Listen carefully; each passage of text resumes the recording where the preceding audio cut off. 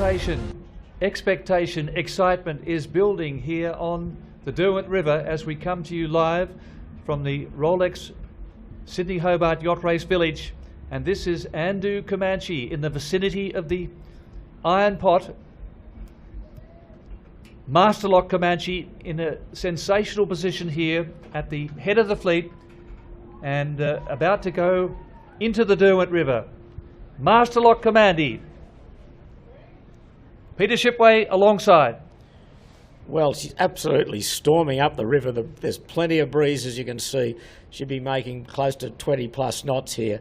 What a way to finish this race, and it's been a brutal race, but the last few hours have been absolutely beautiful for Masterlock Comanche. She's been able to put the pedal down. She was challenged this morning briefly by Scallwag and LawConnect, but at the moment it's all plain sailing the 11 miles up the river, and what a thrill for these boys to be coming in here to the finish in beautiful sunshine, a lovely sea breeze, southeasterly sea breeze in the river of about 12 to 14 knots. She's making wonderful progress, so she's probably still about an hour or so away from actually crossing the finishing line here at Castray Esplanade. Yes, Pete, she's had a few different names. Comanche was successful, of course, in 2022 for John Winning Jr. and then pipped in 2023 by LawConnect. But after retiring early in 2024, Masterlock Comanche has done it all right in 25. And she was also known as LDV Comanche when she broke the race record and set the race record that still stands in 2017. That was for Jim Cooney and That's Samantha right. Grant. Here she is. Look at full wick here. Massive reaching sail on. Storm jib set as the staysail. That's the orange storm jib there, you can see. And absolutely smoking along here. And she's on her way to her 5th line honours victory in this great race, on her 9th race to Hobart. Yes, she first competed in the race as a brand new super maxi, a 100-footer, in 2014. Christy Hens, the supermodel, wife of Jim Clark, the owner, steered the boat over the line to 2nd place behind Wild Oats 11 in 2014. And then she was able to atone the following year and successful in 2015, 17, 19 and 2022. And now, as Peter Shipway told you, set to make it 5 line honours victories in the great race. Just all power, these boats. The twin rudders, the keel will be canted out for stability, but absolutely you can see the speed of the power boats trying to keep up with her. She'd be 20 knots plus here in this really very good breeze to finish in. Yes, we heard from the Sail Media boat, which is supplying this beautiful footage at the moment, that she was smoking at 22 knots as she's now making her way towards the finishing line at Castray Esplanade.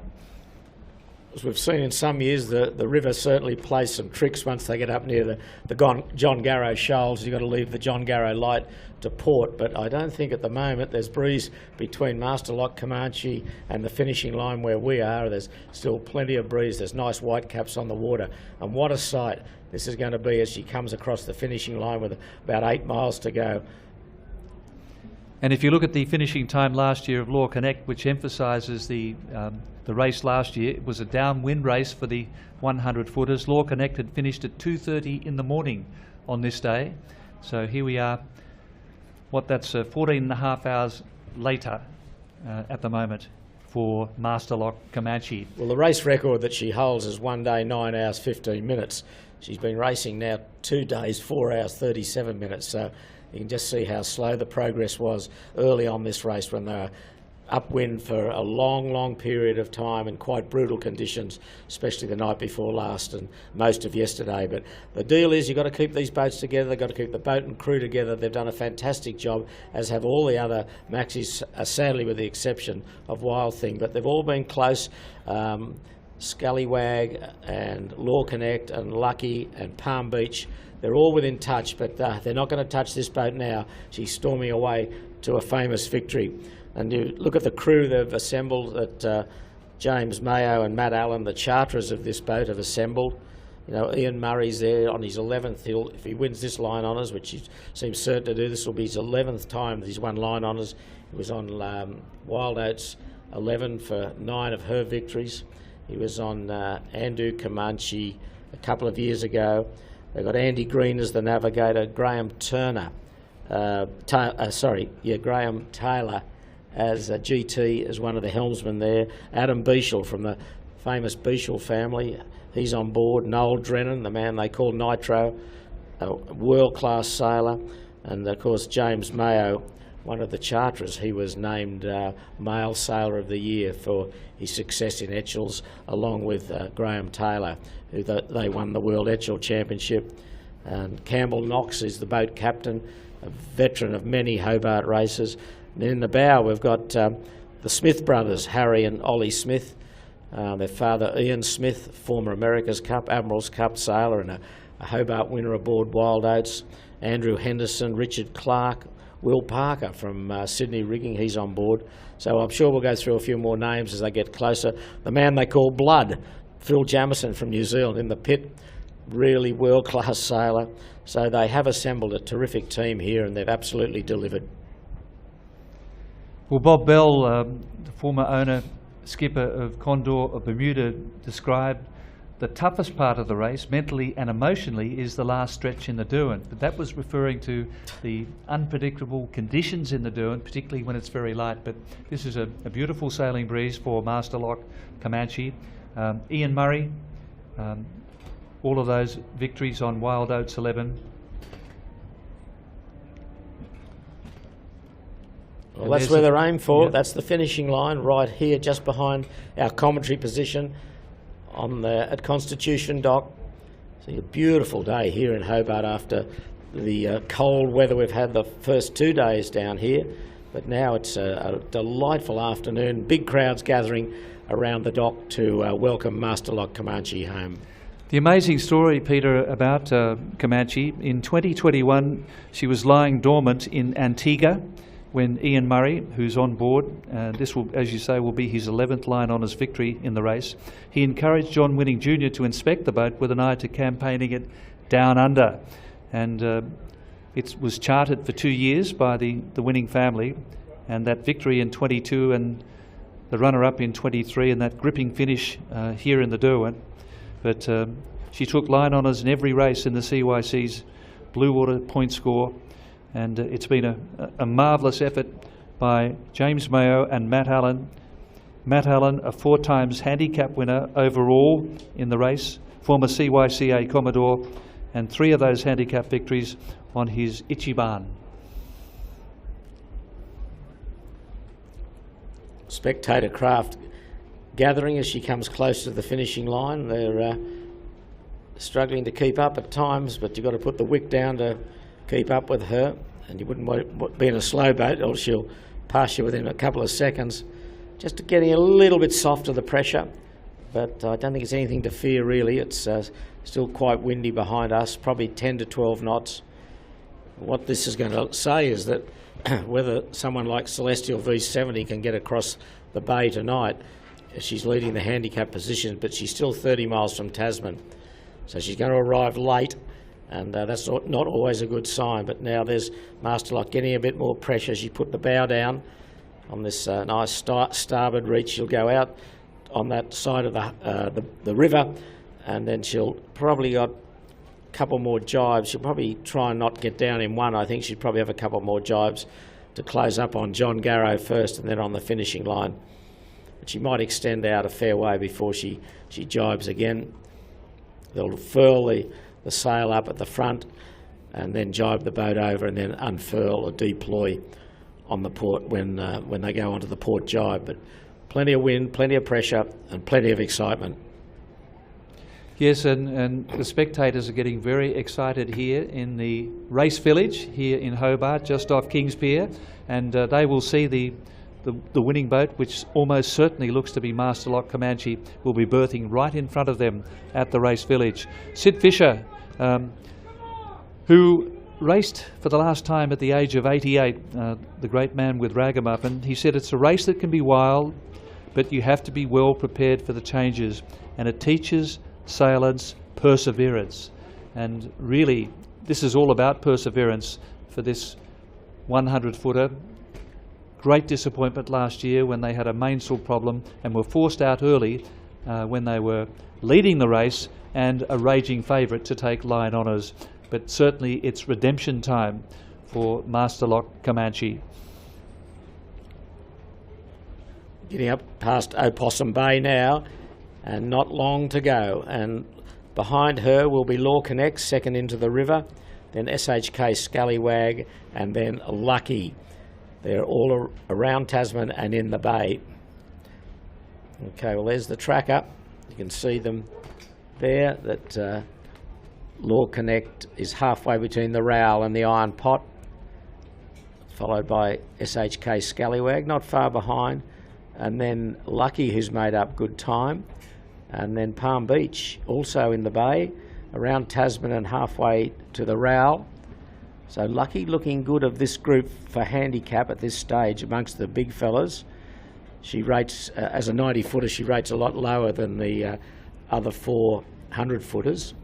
So she will become the clubhouse leader once she finishes, but there's a long way to go for a lot of boats. So I don't think anyone will be getting too excited at this stage about the handicap placings.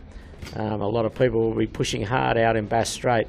A lot of the fleet's still just around halfway to go, or even a further distance than that. So, but some of the main handicap contenders over halfway and approaching northeastern tip of Tasmania. But this boat is on its way to victory. There's a little yacht probably trying to get a good view. She won't get a view for long. This Master Lock will just power past her. Speedboats coming out in force from probably the Royal Yacht Club of Tasmania, just to greet Master Lock Comanche. An armada of boats, which is always typical of this finish, especially in daylight. It's a wonderful time to finish, late in the afternoon here in Hobart. Just nicely reaching up to, not far off a jibe, I wouldn't think, as she's approaching up towards past Opossum Bay. Yes, Ian Murray said he used to watch the start of the race as a boy at Bradley's Head. He said you get a hook in the mouth and it becomes a contagious disease. You come consumed by the marine racing environment. And Ian Murray, one of our greatest ever sailors, really relishing this moment. What a proud moment. Peter, you've experienced this situation.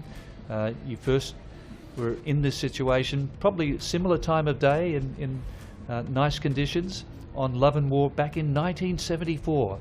Tell us about the feeling. Well, we didn't win line honours, we won handicap, but we won line honours a few years later on Bumblebee 4, and we did finish around about this time in the afternoon. And John Carl Betts' big 76-footer, and Graham Freeman, a real local hero here in Hobart. He was on board along with Robert Clifford, the man they call Beanhead. We got a tremendous reception, but as is this boat, this yacht's going to get a bit of a hurry up here. This Master Lock Comanche just passing to leeward. This is a brilliant overhead shot from the Rolex chopper. And gee, I haven't seen this many spectator boats out for a finish. Mind you, a lot of the finishes in recent times, apart from 2023, have been in the middle of the night. Yeah, look at this. This is wonderful. And as I said earlier, what a time to finish. Couldn't be better. See the chopper there at the top of top right of screen, just homing in on Master Lock Comanche. And looking at that mast, Peter, at high tide it just fits under the carriageway at the Sydney Harbour Bridge. Nearly 160 feet in this 100-footer at the stern. She's 8 metres wide, that's 27 feet. And there's only one toilet on board, and apparently it's rarely used. It's all about weight. Everything's carbon fibre. And does that mean that no one goes to the toilet, Gordon, do you think? Or what? What's the story there? You'll have to fill me in on that one, Peter. Okay, she's standing away on starboard. Now, I don't think, it's hard to gauge, but I don't think she's far off a jibe here. And whether they'll shorten up on the Garrow or not, I don't know. Whether they'll try and go out to a long lay line in. But the breeze is aplenty, and that's the good news for Master Lock Comanche.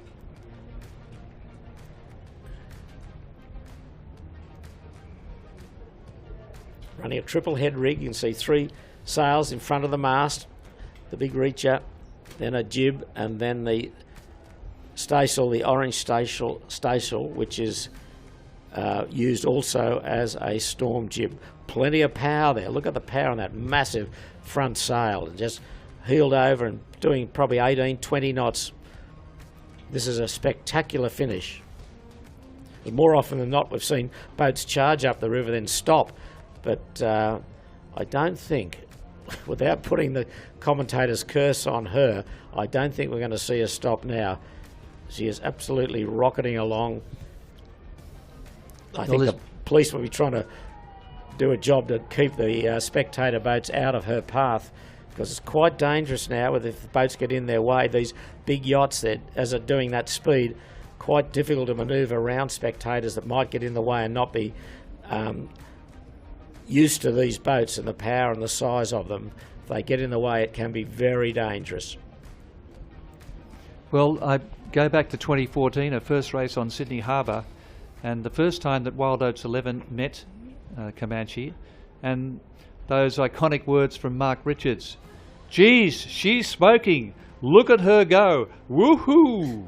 Yeah, down the harbour, she certainly set a breathtaking speed down there, but in the end, Wild Oats got the better of her in that race. But she was brand new then, but she's been well tested by now. And although she had a misfortune last year of ripping the mainsail, she's in full control here. Look at that. This is a fantastic sight. Boats everywhere, and she is really, really going at full wick here. It's a cavalry charge, Peter. And amazing scenes as we look from the eastern shore of the Derwent River, and Master Lock Comanche has really gapped the next boat, the defending line honours champion, LawConnect. Yeah, under pressure this morning. Scallwag got their nose in front up off the east coast of Tasmania, south of St Helens. The three big fellas were all inside of each other, and in the light airs, SHK Scallwag was only a couple of 100 metres in front.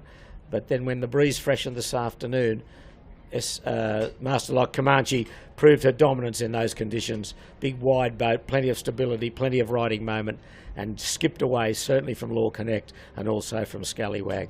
But that's the scene from the chopper. What a scene that is.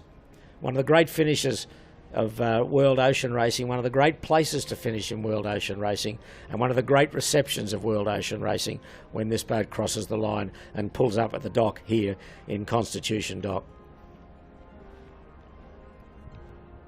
Yes, and fitting that it's going to be a beautiful evening finish. There's still plenty of breeze here at Kings Pier, so there's no problems about a dying wind on the Derwent in 2025 for this 80th edition of the Rolex Sydney Hobart Yacht Race. At this point last year, only 3 yachts had finished. And this is going to, remembering that LawConnect finished at 2:30 in the morning last year. So you're looking at 15 hours later in 2025. Doing just over 21 knots at the moment on the water. Yeah, once the wind's up, they don't mess around. These big boys, they get up and scooting. It will be interesting to see just how far LawConnect is behind, but when they last reported in, she was about 5 miles astern. But you can go in quick time, you can go 5 miles in these big boats. Yes, in 2023, this boat had a very nice lead over LawConnect, 3 miles in the Derwent River, and then they sailed into nothing. It was a glass out, and the lead changed 5 times in the Derwent River in that exasperating finish in 2023. Master Lock Comanche had a nose in front in the shadows of the finishing line, but then LawConnect was able to get the bow down, pick up a little wind shift, and squeeze through and take the line honours victory. And she really has opened up. She's about almost 10 miles ahead of LawConnect, so that's a massive gap from where they were a few hours ago. That she has really performed beautifully in the last 6 or so hours to gain this very, very strong lead. And Christian Beck, I suppose, is justified in saying that Master Lock Comanche is a better boat, it's a faster boat, and the only way we can beat her is if they make a mistake. Well, there have been no mistakes from Master Lock Comanche in 2025. LawConnect has hung in there brilliantly after all the problems they've had. Perhaps, Peter, you might mention the problems that the second place LawConnect has had so far in the race. Yeah, there's plenty of them. Lost their instrumentation early on. I don't know whether they got that back working again, but Chris Nicholson, the tactician aboard, he's an electrician, so Nico might have been able to join a few wires up and get them going. Oh, they've jibed already on Master Lock Comanche. Okay, they've completed the jibe, and they're now on port jibe and laying in. It's hard to see. They're trying to set up on a ley line here, maybe for the Garrow, but you can see they're well heeled over, plenty of pressure. So there's still about 5 miles to go. Yeah, LawConnect lost instrumentation, then broke the main sheet, which is a big thing to try and recover from. And the jib halyard broke twice. And then this morning, when they were unreefing the mainsail that had been reefed for a long time, they put a big hole in the mainsail. But they got that repaired with all the sticky back or sticky tape that they used to put sails back together. And she's now got a full mainsail. So she had plenty of issues, as I'm sure a lot of boats did. And as we saw, these massive 30-plus retirements. It's timely, Peter, to revisit the words of the great Lindsay May, who sailed 50 consecutive Sydney Hobarts. And he said that ocean racing brings out the best in people. In so many ways, your life depends on others. Strong bonds are developed that extend way beyond the finishing line. And as far as David Witt is concerned on SHK Scallwag, it's tough, it's difficult, it's challenging, and that's the attraction for sailors. Well, you can see Master Lock Comanche here. That's the twin rudders. That's the windward rudder almost out of the water there. She's got plenty of pressure. She's dropped the staysail, the orange sail at the front. They're just repacking that. She looks a bit overpressed there, so they probably took a bit of the sail area down. She might be on a tight lay in here to the finish. You can see the big dagger board just forward of the mast there. They've got 2 dagger boards. They put the leeward one down for a bit of stability and to help them go in a straight line.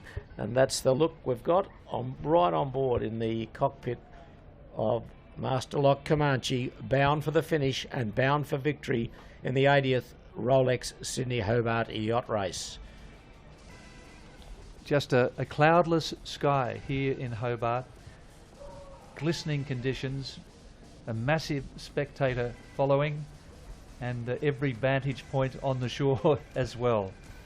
This is where Hobart really shows its best. The people, no matter what time of day, are always here for the finish. The first race in 1945, apparently 2,000 people greeted Rani when she came in the early hours of the 2nd of January, thinking that she'd finished in last place, but she actually won the race. Rani, the tiny 35-foot cutter, in that very first race, straight after the Second World War. Some of the foredeck crew, getting the headsails packed away up there, and fearless job up there. You've got to have strong of muscle and strong of stomach. They take a hammering up at the front of that boat. It's heavy work, it's hard work, but this very good crew have risen to the challenge. We've got the crew, the foredeck crew of Craig Garnett, Harry and Ollie Smith, Will Parker, Hendo, Andrew Henderson's there. He's been on board Wild Oats a few times for her victories. And Richard Clark, Darryl Whistlang, a trimmer, Ryan Godfrey, a trimmer, Clinton Evans, a trimmer. They're very well known. And Adam Beechel in the afterguard, Campbell Knox, Blood, Phil Jamison, Andre Vorster. He's the engineer aboard. You've got to keep the winches running and the motor running. All these winches are hydraulically operated. You push a button and they spin at breathtaking speed, especially when you're furling up the headsails. Just getting a bit softer now as she's approaching towards the John Garrow. And continuing with the crew, we've got Sam Newton. He raced with Tom Slingsby. He does in Sail GP and won an America's Cup with Jimmy Spithill, Noel Drennan, Pablo Arate, Ian Murray, GT, Andy Green, the navigator, and of course the charterers and co-skippers James Mayo and Matt Allen. Yes, Jimmy Spithill was the principal helm when this boat took line honours in 2017. And Jimmy Spithill was 19 years of age when he was on Ragamuffin in the tragic race of 1998. They finished third in that race, and all those years later, in 2017, this boat was able to break the race record. 1 day, 9 hours and 15 minutes for Jim Cooney and Samantha Grant, and principal helm James Spithill. Okay, she's on her way to the finish, so she's gone out in one and one jibe and in. That's what they've done by the look of it. I think they'll be only a couple of miles from the finish, and not long now until the gun sounds, and they will become the line honours winner and take home the John Illingworth Cup in brilliant sunshine. What a shot that is from the Rolex chopper. Full power on the Master Lock Comanche. Crew can just sit back and enjoy this. It's been a rugged race, especially hard on these big yachts. They've got to have to make sure they were throttled back at the right time. They were pounding off big seas. They can easily have a misfortune with gear breakage or hull breakage, but not this boat, and on her way to a very, very, very solid and well-deserved victory. Well, to build this boat today, there'd be no change out of about $40 million, Peter, and that doesn't count the running costs. But, yeah, a little bit out of my league, Gordon, at the moment. But certainly not as far as the chartering goes for Matt Allen and James Mayo, the co-skippers. And this is the second year of their charter. As we mentioned, they had to retire last year, but they've made amends in 2025. And it's the end of their 2-year charter, so we don't know the future of this boat, but we certainly know the now. Master Lock Comanche with a stunning performance in the 80th edition. What a celebration for this crew and this magnificent boat, this 100-footer, as she steams towards the finishing line at Castray Esplanade, Battery Point, Hobart, Tasmania. Graham Taylor, a World Etchell champion, he's been a real driving force on this boat, and it has been for a number of years. He sailed when it was Andu Comanche. Outstanding Australian yachtsman.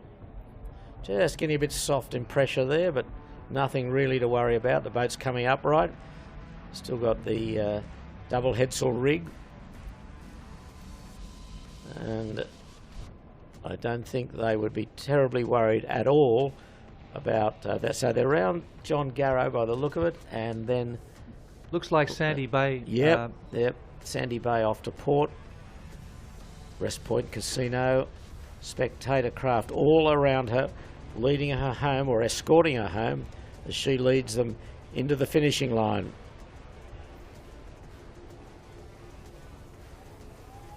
Amazing scenes here on the Derwent River. The crowd at Kings Pier getting very excited. You can see the finishing line. There is the Investigator, the CSIRO vehicle, vessel, and it sits alongside the finishing line. Only a matter of metres now. You can see the yellow finishing buoy just off the bow of Master Lock Comanche. Here she comes. She's made breathtaking speed up the river. She really hasn't messed around. One jibe and they're in. Here she comes, bow down in full pressure. There's the finishing buoy off Castray Esplanade. Leave that to starboard, and the victory is hers. Just over 2 days and 5 hours. A moment to savour for Master Lock Comanche. This boat takes its 5th line honours victory since starting in the race in 2014. Magnificent performance by James Mayo and Matt Allen. Master Lock Comanche in the 80th edition is first home. 2 days, 5 hours, 3 minutes. There's the gun. The cannon has gone. And as she finishes, I can tell you the last boat in the race, still going. Wind shift is 15 miles southeast of Bateman's Bay, 490 miles to go. That's cruel. That's cruel. Well, I had to mention it because people want to know what the spread in the fleet is, but here they are, the victors. Must be thrilled with their performance. Under threat this morning, as they said, they cleared away this afternoon and became a comprehensive winner. Now we'll have to see where the next boat is, LawConnect. After their 2 wins in the 2 previous years, they'll probably have to settle for the silver medal. And they've certainly had that bridesmaid tag on a few occasions, Christian Beck. In fact, 3 times in a row before they cracked it in 2023, when they were able to pip this boat in that astonishing finish here on the Derwent River. But Master Lock Comanche, they'll probably try and do a little bit of a victory lap around near the Summer of Tasmania, if they're able to get in there, and that's the annual food feast where thousands of spectators love to cheer on the boats as they come home. Well, it takes a while to de-rig these boats, if you like. They've got to get those roller furled headsails down, their heavy sails, then they've got to get the mainsail down and flaked on the boom, laid out on the boom. So it'll be a little while before they're alongside the dock and have the official presentation. So all eyes now will be, I guess, on LawConnect to see what the delta is between her and Master Lock Comanche. But there's the crowd gathering just here, just at the village, the Rolex Sydney Hobart village, right next to our commentary position on the dock. So Peter, you gave that unofficial time 2 days, 5 hours and 3 minutes. And Master Lock Comanche now. Well, what a torrid introduction to the race it was for all the yachts as they headed down the New South Wales coast. Very brutal conditions. But now let's cross to our Olympian, our reporter. She's doing an amazing job, Evie Hazeldine. What a finish that was for Master Lock Comanche, a redemption from last year, a retirement with a mainsail damage. But this boat knows how to win. They won in 2015, they won in 2017, they set the record, they won in 2022, and they're back again at the 80th at Rolex in New Hobart. Evie, tell us about the excitement amongst all those spectator craft too. That must have been exhilarating, travelling alongside. Master Lock Comanche was going very fast towards the finish line. We were struggling to keep up with them, as we already are now. There's plenty of spectators out here. All of Hobart's on Castray Esplanade, it seems. And the crew is certainly relieved after what was a very uncertain morning down the east coast of Tasmania. But they knew what they were doing when they came in the River Derwent.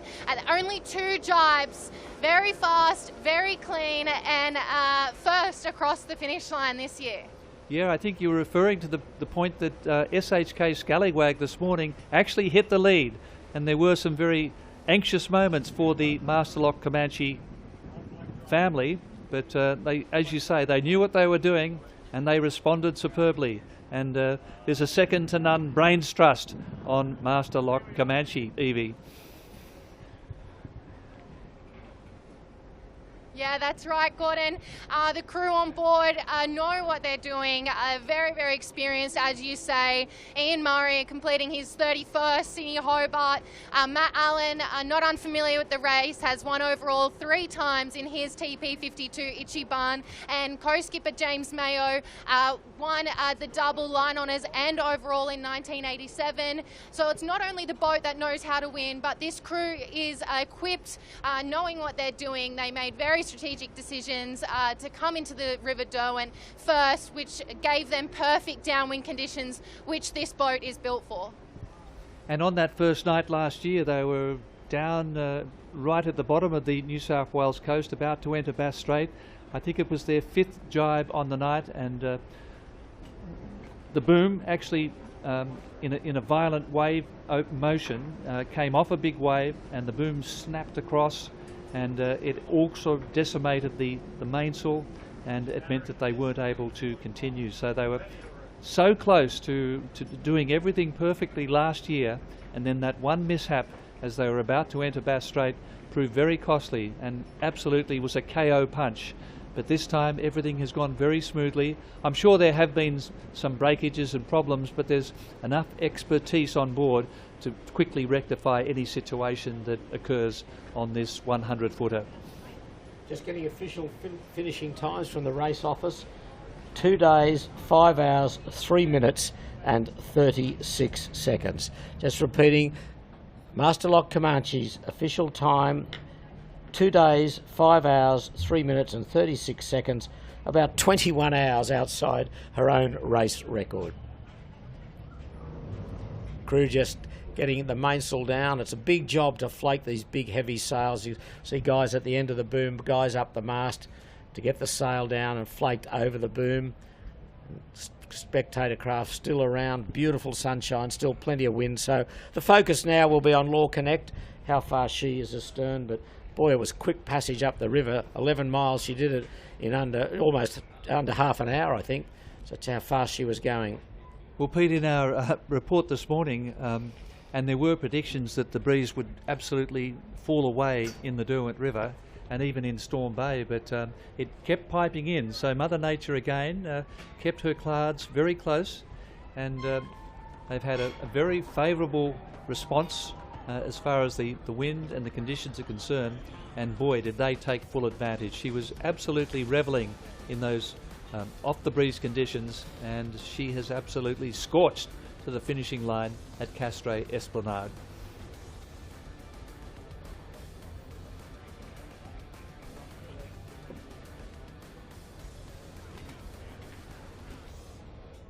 Two days, 5 hours, 3 minutes, and that's about 15.5 hours slower than LawConnect's winning time last year. But that certainly makes it all worthwhile after all of the effort that's gone into this performance by Masterlock Comanche.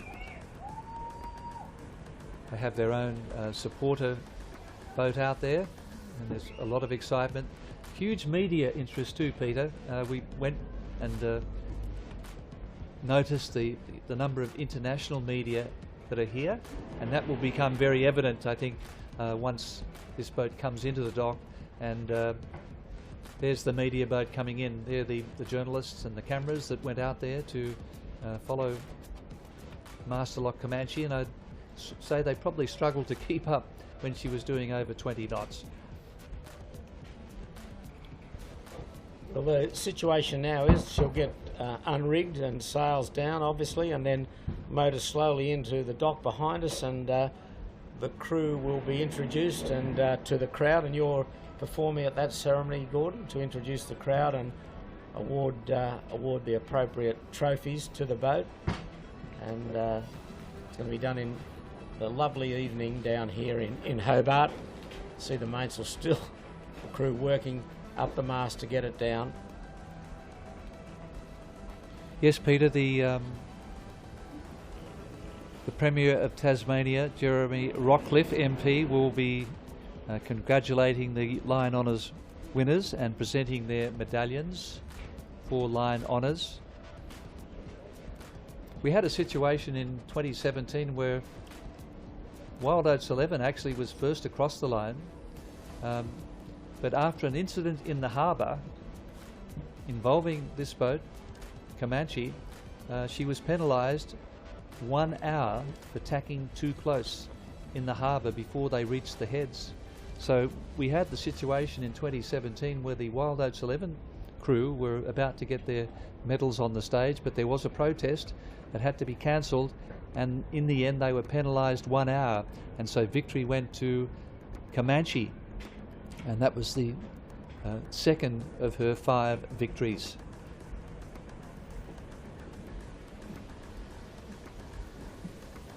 Here's the Commodore Nick Hutton from the Royal Yacht Club of Tasmania will be on the stage with the Deputy Lord Mayor Councillor Dr. Zelinda Sherlock. David Jacobs, the Vice Commodore of the CYCA, and Nick Hutton, the Commodore of the Royal Yacht Club, will be presenting the John Illingworth Trophy to Matt Allen and James Mayo on the stage. And of course there's the wonderful Rolex timepiece, and Eduardo McLean, the Rolex Australia General Manager, will be presenting that Rolex timepiece. Now Peter, I believe you have one of the Rolex timepieces. What's the story behind that? Yes, I do, Gordon. When we were when we won on Wild Oats 11 in 2008, I think it was. It was the 4 in a row, I think, or 3 in a row that we'd won. 4 in a row. 4 in a row, 4 in a row. And Bob Oakley, the late Bob Oakley, and one of the great names in Australian yachting, and is the most wonderful man. He presented all the crew with Rolex watches for 4 in a row. So it was a wonderful gesture from Bob, and it's something I treasure greatly. You're not wearing it at the moment, though? No, it's too valuable to wear. Someone might cut my arm off. so I've got it well hidden. I'm not going to tell you where it's hidden either. And repeating, let's have a quick look at no, let's go to Evie, because I think she has some more news for us. So back to you, Evie.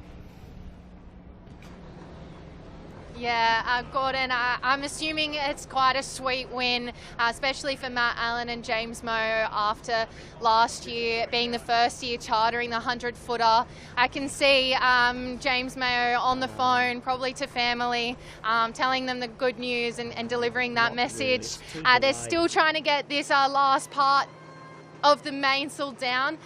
It's a little bit sticky. I think they've just gotten it out now. Sam Newton on the leach, Sail GP sailor, as you say, has won many seasons in the Sail GP, and the rest of the team on the bow, clearing up those headsails and spinnakers to pack up, hopefully to grab a drink very soon. Yeah, no, sweet moments for the crew, but thanks for that, Evie. We're going to have a look now and see where LawConnect is. LawConnect is in the river, and she'll be enjoying these same conditions. And we're just trying to, we can just see her there. We're just searching. Right of screen, that is LawConnect, just on the right of screen, just going out of picture, we believe. So she's still got a few miles to go to the finishing line. Looks as though they're down around Kingston Beach, down that way, and certainly in the end a comprehensive margin in favour of Master Lock Comanche, but it wasn't looking that way as they were closing on Tasman Island earlier today. Well, LawConnect, of course, has had a share of success in this race, and she's won 3 times as line honours, and she's been runner-up 3 times, and probably be a runner-up again. But here are the problems that LawConnect had earlier, and we were referring to that massive split in the mainsail. This was early this morning. You can see in quite calm conditions they're getting the sticky back on the mainsail to try and stick it back together. They must have done a terrific job to really sticky this stuff. It's what sailmakers use to do exactly this, repair any damage to sails. And that was a brand new sail, wasn't it? I believe so, yeah. They put a bigger boom on the boat this year and produced a bigger mainsail. And this is earlier on today also. That's SHK Scallwag, who was just trailing Master Lock Comanche at that stage. Yeah, and these are the shots off LawConnect. Okay, here's live shots of LawConnect. Doesn't look as though she's got as much breeze as Master Lock Comanche had, but it's still blowing here behind us up the river. Enough breeze to get her home. It'll be very interesting to hear from Ian Thorpe, Torpedo, the probably Australia's greatest ever Olympic athlete. Absolutely dominated the Sydney 2000 Olympics, where he was the most successful athlete, male or female, and he has travelled down on LawConnect. But Yeah, that's certainly a tough initiation after those brutal conditions, Peter Shipway. I'd say be very glad to get here. Yes. Very glad to get here. Glad to get back in the pool, you think? Yeah, I don't think he's a rough water swimmer by any means, but it will be interesting to see how he coped with it and how he what he thought of it. But LawConnect famous for taking famous sportsmen, haven't they? Over the years, they've taken rugby players, cricketers, boxers. They've done the whole gamut of sportsmen, and I think all of them have enjoyed it when they get to Hobart, and not many of them done a second race. Well, the great Wallaby, Phil Waugh, I think, has done 6 Rolex Sydney Hobart. 6, has he? Yeah, well, Really? That's what he told me, yeah. Oh, okay. I've been trying to count them but and confirm that, but he's certainly done at least 4. Okay. Well, he backed up all right. But look, the race is such that it has been horrendous for the boats that will finish, and obviously horrendous for the boats that didn't finish. But for the boats that didn't finish, in about 2 or 3 weeks, it takes a while to get over it because the preparation that goes into and the disappointment that occurs, but it wears off. And, you know, come February, you think, gee, I'll give it another crack. But these boats that have finished, they'll say, well, it probably wasn't that bad after all. Your memory is short. But getting here at the arrival in Hobart and the thrill of finishing is really outstanding. And it surpasses everything, really. When you finish a brutal, hard race, you think, wow, I've achieved something, and they have. Whether you're last or first, it's a real achievement to finish this race. And the harder the race, probably the better the achievement. Well, I was just looking at some of those quotes from skippers after last year. Would you do it again? No, never. Not until next time. That's right. And it's a hard no, but it's also a maybe, Yes. particularly after a few drinks at the Quiet Little Drink at the Customs House Hotel, which is always a ritual where lots of tales are told and lots of future aspirations are reshaped. Well, I referred earlier today to our great friend Peter Montgomery, the voice of the America's Cup from New Zealand, and I took him to that hotel after we both finished. We were on different boats as we look at LawConnect coming up the river. She's still got a little way to go. I took Peter to the pub, and he was very impressed with the sign at the pub, at the hotel. It said, "Dance on the bar at your own risk." So he still reminds me of that, as blokes were dancing, tiptoeing on the bar. But here we go on. I just saw LawConnect then, but plenty of memories from Hobart races for sure, and certainly memories for those boats that have great success. And the success is finishing the race. And did you dance on the bar? I didn't dance on the bar. I don't think Pete did either, but we were amused at the people that were dancing on the bar at their own risk. But at that Quiet Little Drink, apparently it was originally at the Shipwright Arms at Battery Point, and the first order, I think, actually put them off their balance.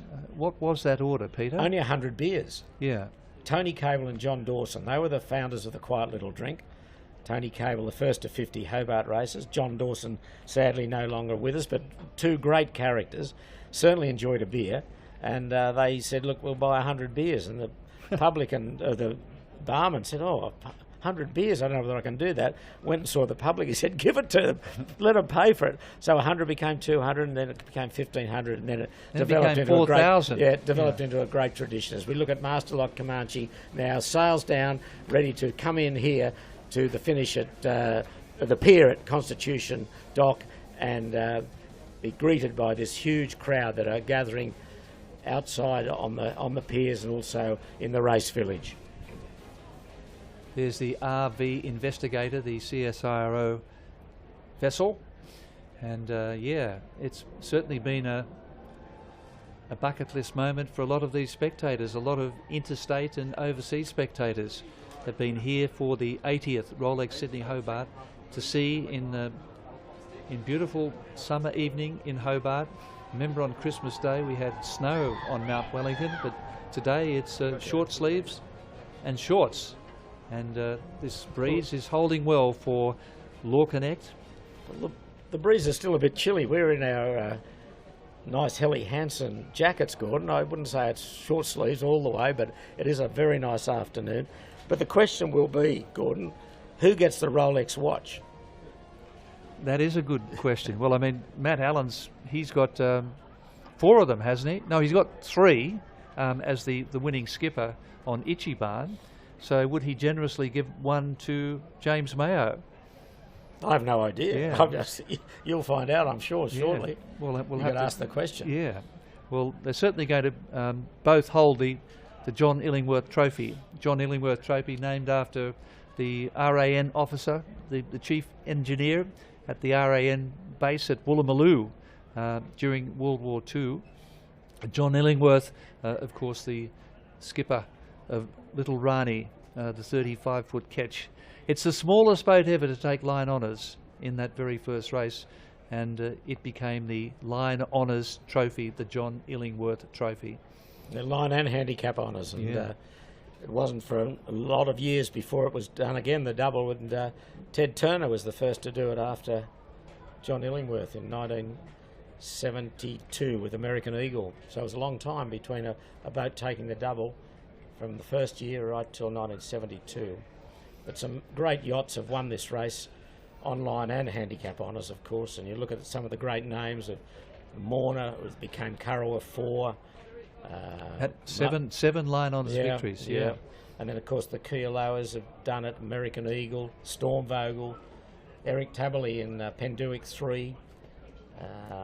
Just great names that transcend ocean racing, not just the Sydney-Hobart race. Don't forget Tony Fisher in the floating footpath, and he smashed the race record in 1973. 73 he did, yeah. Wow, yeah. Didn't that shake up the yachting world? Big concrete 73-footer stormed down the course. It was a nor'easter all the way. We tacked down the harbour and then set spinnakers at South Head and took them off at the finish here behind us, really. And the big concrete boat got the job done. But then you look at little Solveig that won in 1953, line on us. She was a tiny little 35-footer also. The Halverson brothers boat, Magnus and Trigg Halverson, and that boat won the next year in 54 on corrected time, but neither Trigg or Magnus were aboard. They were both ill, and she was skippered by Stan Darling, the legendary Stan Darling. And Terry Hammond was the navigator, not Richard Hammond, but Terry Hammond. And there are other wonderful boats. Astor, of course, Solo, Vic Meyer won line honours, and in different years won handicap honours. A Crusade, Sir Max Aitken from the United Kingdom, he won in 1969. 1998, Larry Ellison, Oracle Sayonara. software billionaire with Sayonara taking line honours. And Sid, of course, and we mentioned Bumblebee 4 also. George Snow and Brindabella a couple of times with 2 different Brindabellas, he won line honours. So some really famous names of boats and skippers that have won this race. And of course, Comanche in various forms, the Andu Comanche, LDV Comanche, Master Lock Comanche. And of course, the best of them all, I guess, as far as line is concerned, as far as wins, is Wild Oats 11. Yeah.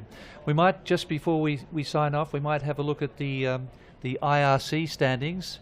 This is the overall handicap situation, and certainly the breeze is holding, and at last report, Celestial V70 was in the lead on IRC. Sam Haynes, the Commodore of the Cruising Yacht Club of Australia, and it looks as though he's consolidated.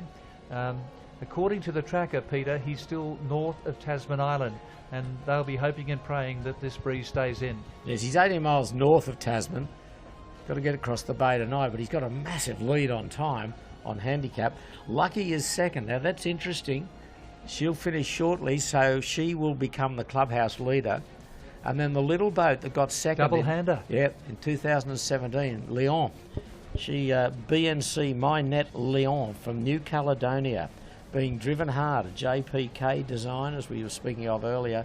She's right up there, and but she's still got 307 miles to go, so just over halfway. But it'll depend on tonight and tomorrow. The breeze is expected to be quite fresh northerlies tomorrow, so that will help the little boats no end to come home. But we'll see. And Bacchanal's up there as well, that we saw earlier. He's very prominent, highly sprung. Callisto, the top New Zealand, from the Royal New Zealand Yacht Squadron, James Murray, an American, very good crew, some New Zealanders aboard that. She'll threaten, but still 200 miles to go. They've got a lot of sailing, these boats. Might be a case of getting in, and once you're in, you could be in good position. And where's Love and War? Peter Shipway, your daughter Grace, is on They've board. dropped back a little bit, but the position, they're one of the boats with a very, very low rating. So I think they will improve if they can run throughout the night. She's currently in 41st position and leading her division. But so, yeah, tonight will play a very important part in deciding who takes the overall prize of the Tattersall Cup. And just on PHS, which is the performance handicap, while we're talking about that, Just Far Love is leading from Scott Lovell from Northern Tasmania. He won the race last year on PHS, so again a nice performance from them, and Cyan Moon in second spot. So then interestingly, what we should have a look at is the Corinthian. This is the non-professional cruise, and BNC Mynet Leon is leading that division. So they're the IRC Corinthian standings we need to look at. Yeah, and a lot of people pay attention to that because it is the amateurs that don't get all the credits from... There we go. There we go, Yeah, Peter. there we are. They're leading. And the it's Little the- Crux is second, the S&S 34. So yeah, a lot of people gauge this division as, you know, a real division for the amateurs, the guys that don't get the headlines, guys that don't get paid, guys that just go out to sea to enjoy the race. And here is SHK Scallywag, David Witt. At one stage this morning, they actually hit the lead. And I guess he was the sentimental favourite. He's been trying for 35 years to win this Rolex Sydney Hobart. And they raised the hopes of their supporters.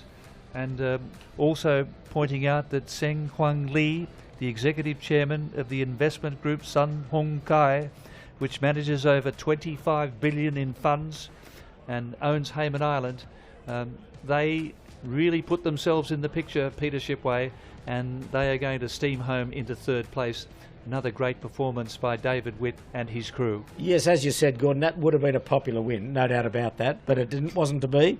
Whitty's got to come back next year and have another go at it. The boat's staying in Australia, going to do some more modifications. I think going to be ready for next year's Rolex race. But third performance, he'd be reasonably happy with that for sure.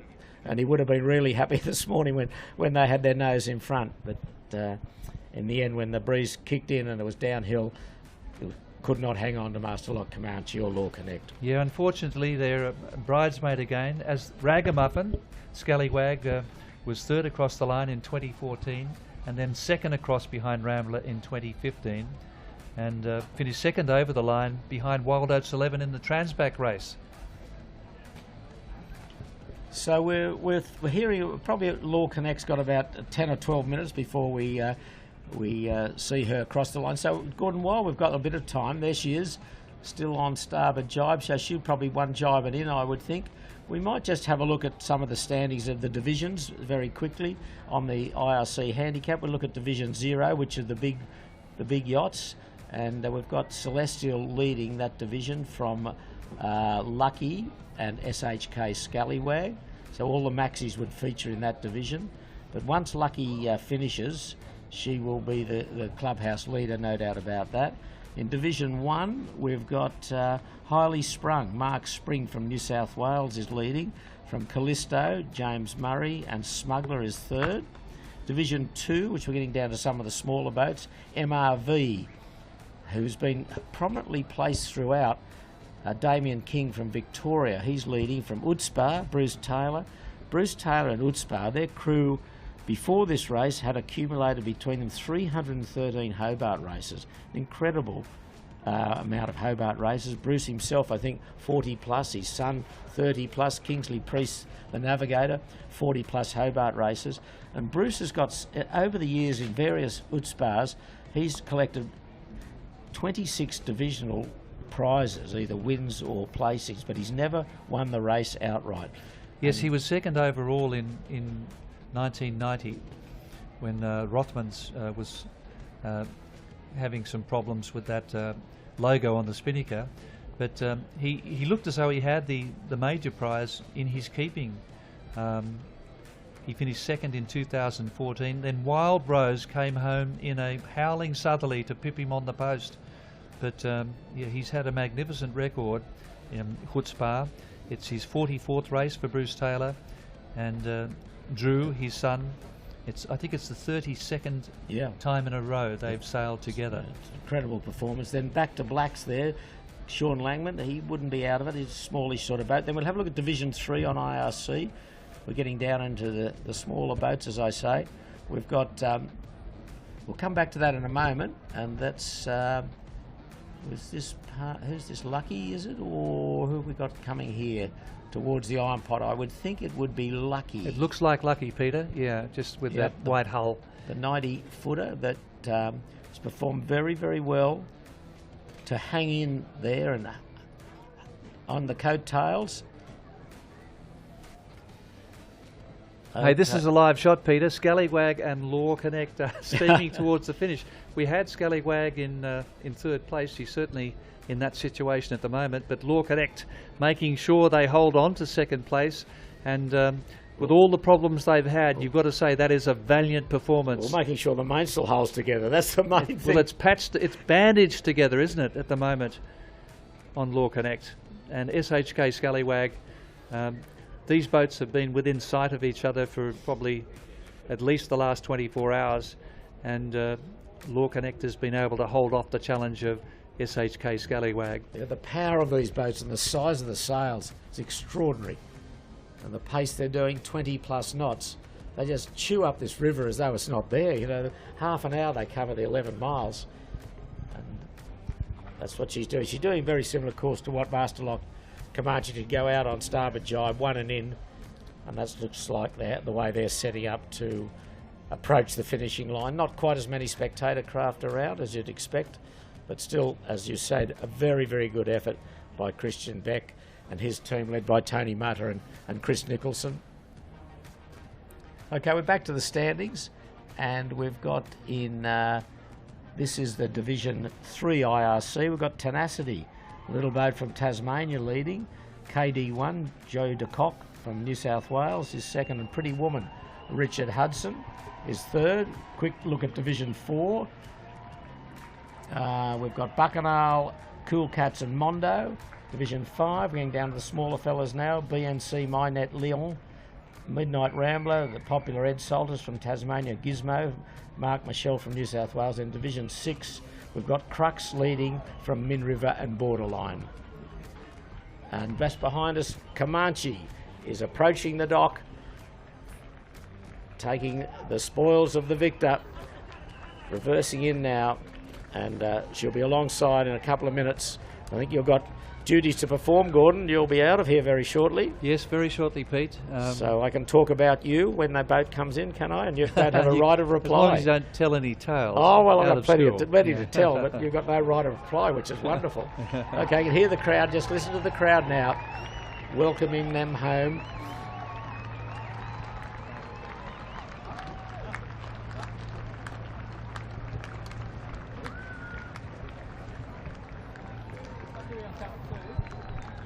Yes, the official party will be greeting Masterlock Comanche, including the Premier of Tasmania, who will be presenting the medallions to all the crew members. Vice Commodore David Jacobs from the Cruising Yacht Club of Australia, along with the Commodore of the RYCT, Nick Hutton, will be presenting the Illingworth Cup.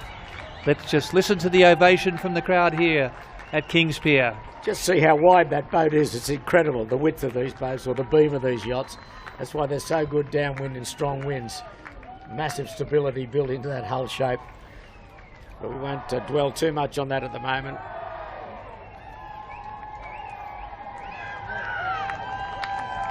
As the afternoon sun gets lower in the western sky, it's Masterlock Comanche about to berth.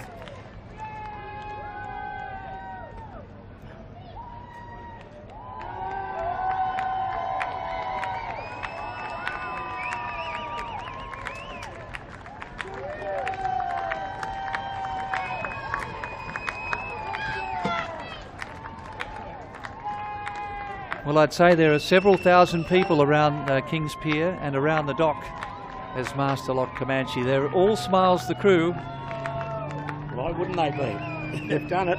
They're weather beaten, but they survived and they kept the boat together, which was the number one aim, to push it to its maximum, but also in a safe way.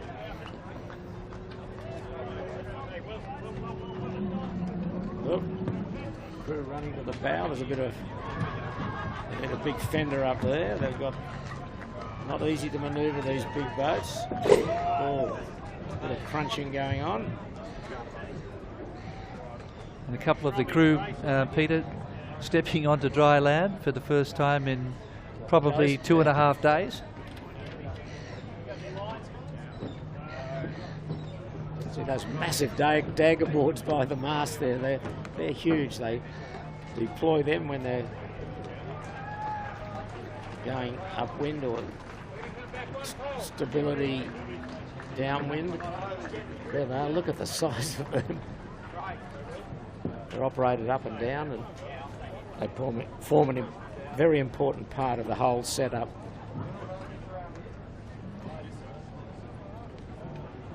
Well, as Ken Reid, who was the skipper in the first race for Comanche back in 214, the American, he said it's an amazing boat that quickly earns your respect. And I think everyone here, a bevy of media. I can count at least 14, 15 cameras from around the world. And the first crew members now stepping aboard and receiving some congratulations. It was a very different situation last year, Peter, when LawConnect came in after the two tragedies at sea, but this is all smiles in 2025. Yeah, well, not far off, I think, is LawConnect. She won't be, there's plenty of breeze still in the river. That's the good news for the other boats that are around Tasman Island. Peter, I might slip away because I've got the official duties. Official duties on the stage, but yeah. Don't stub your toe on the lines. Make sure you address His Excellency and find out who gets the watch, Gordon. I think people would like to know that. Now you put a cat amongst the pigeons there. I don't think His Excellency is here. You're jumping the gun there, Peter. I thought that happens. Right. Her Excellency at the prize giving. So, I just tried to throw you out. Yes, good on you. Just testing to see if I was listening. So sorry, hospital pass. It was wonderful to share the finish of the 80th with you, Peter Shipway. I'll head to the stage now in the good village. Luck. I'm sure it'll be good luck for you. And I'm sure you can hold on to the finish. All right, Gordon, we'll enjoy the presentation. We'll be watching with interest. And there's the overhead great shot now of LawConnect on the port jibe. She's jibed and coming to you, that great shot. But we might go to Evie, who's out on the water alongside LawConnect. Evie, what are you seeing? We're seeing plenty of action and plenty of speed, aren't we? That's right, Gordon. It's still windy. We've still got the southeasterly breeze as LawConnect comes towards the finish line. Not long to go now for the crew, but the mainsail rip is certainly still there. We can still see a hole in the mainsail. They're going to struggle to make the finish line at the moment, and again, you can see we've got plenty of spectators out watching the defending line honours champion cross the finish line this year in second place. Levy, how fast are Scallwag behind LawConnect?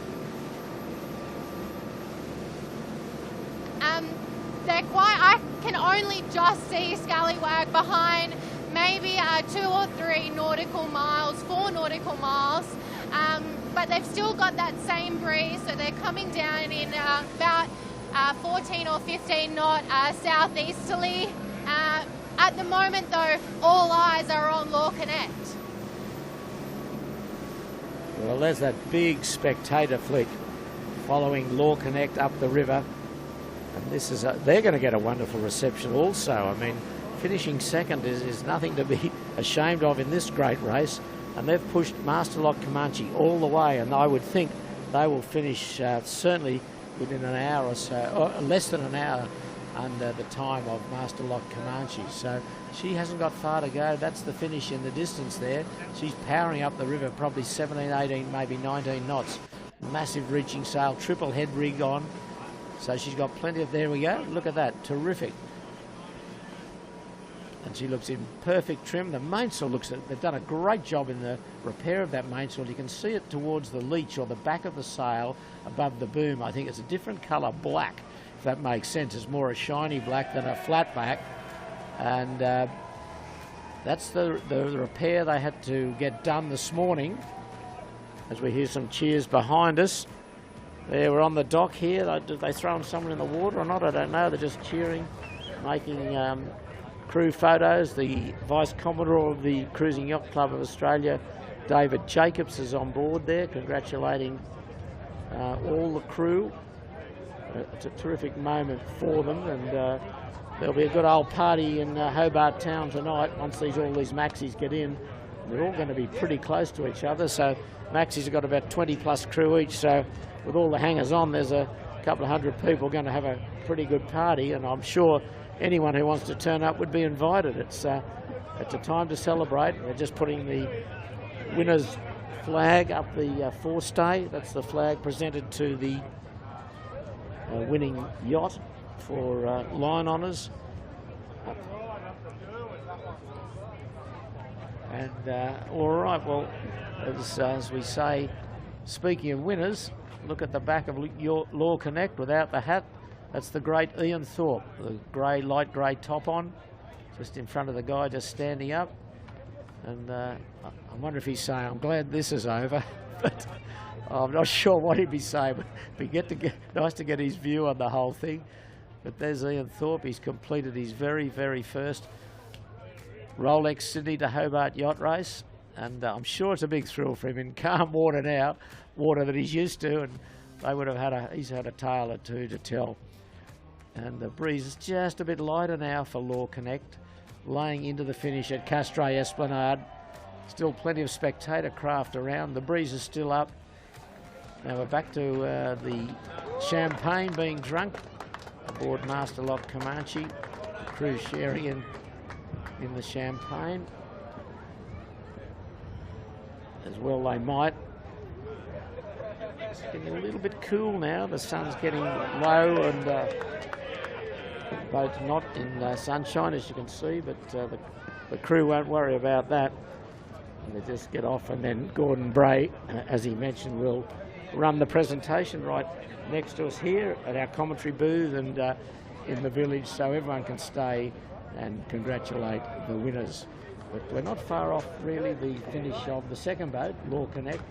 She's about a couple of miles from the finish. And she'll be probably somewhere in about, I would think about 50 minutes or so, or a bit more, behind Masterlock Comanche. And we're hearing she hasn't got long to go, hasn't got far to go.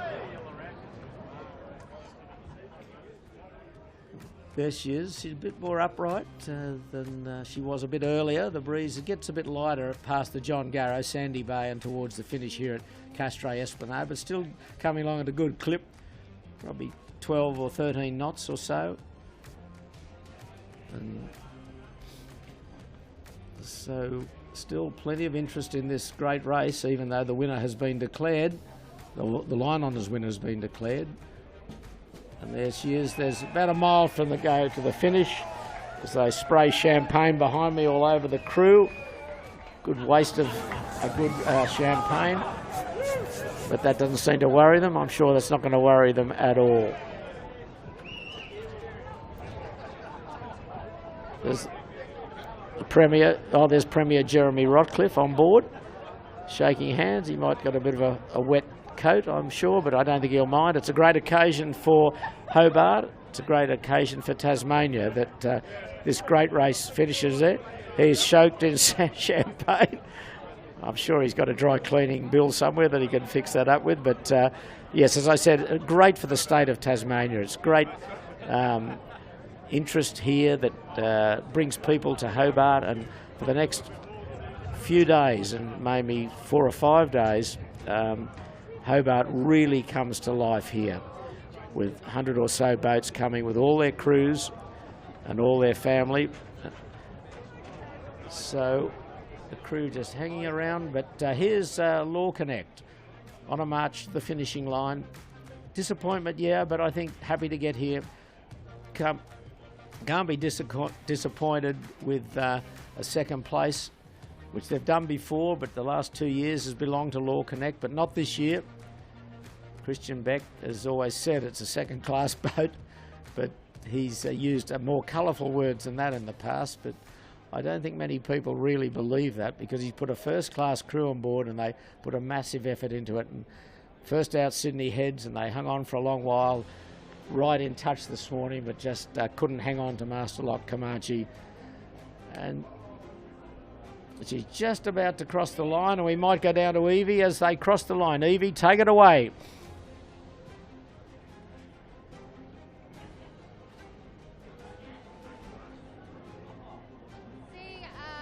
We can see Ian Thorpe at the back of the boat.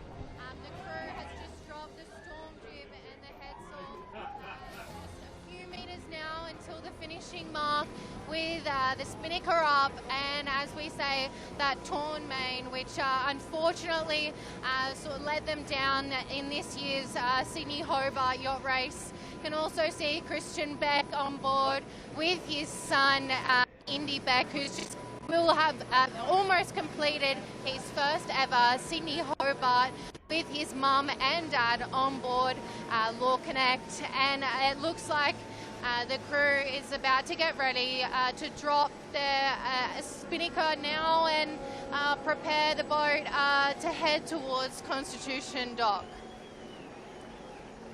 Okay, well, thank you, Evie. LawConnect is across in second place, unofficially about 47 minutes astern of Master Lock Comanche.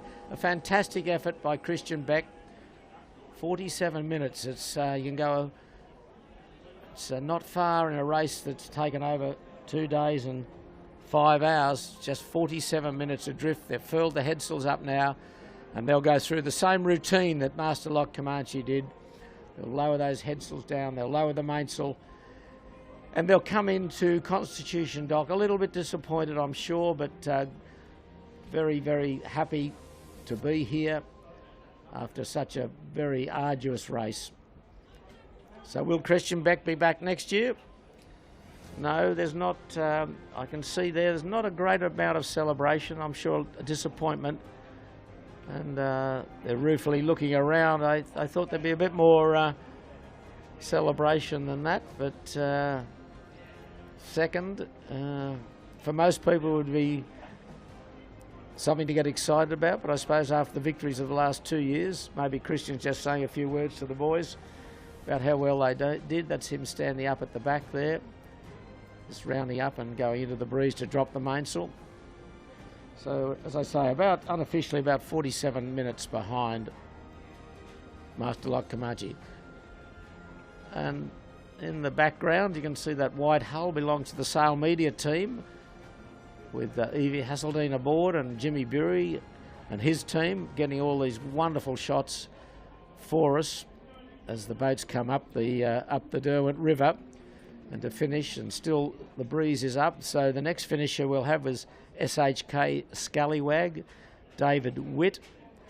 He's been valiant in his performance as well.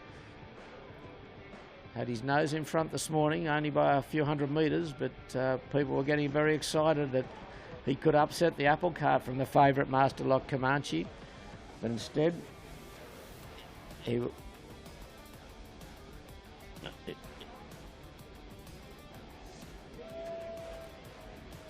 so we will just have a look at Master Lock. Yes, it's very muted aboard Master Lock. On LawConnect.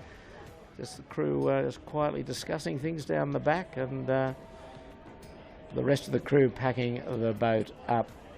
So they've had their troubles with torn mainsail and loss of instruments and broken main sheets, so they've done marvellously well, I think, to be so close to Master Lock Comanche and to keep Scallwag at bay.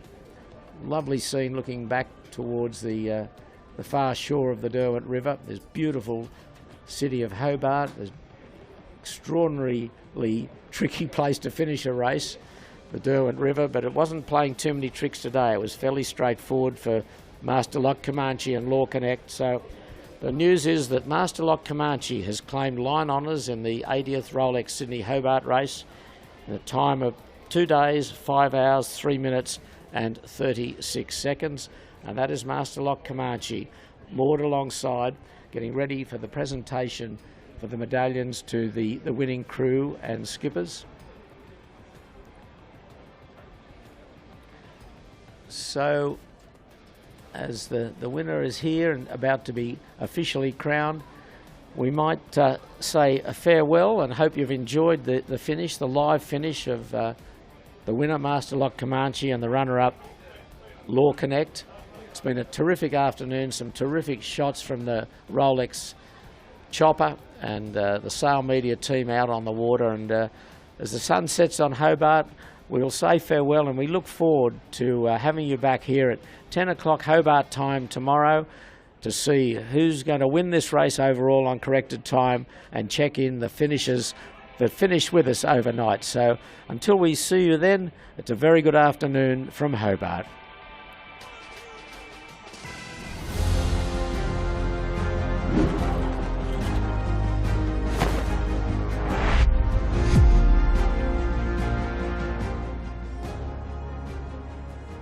This has been a Hype production.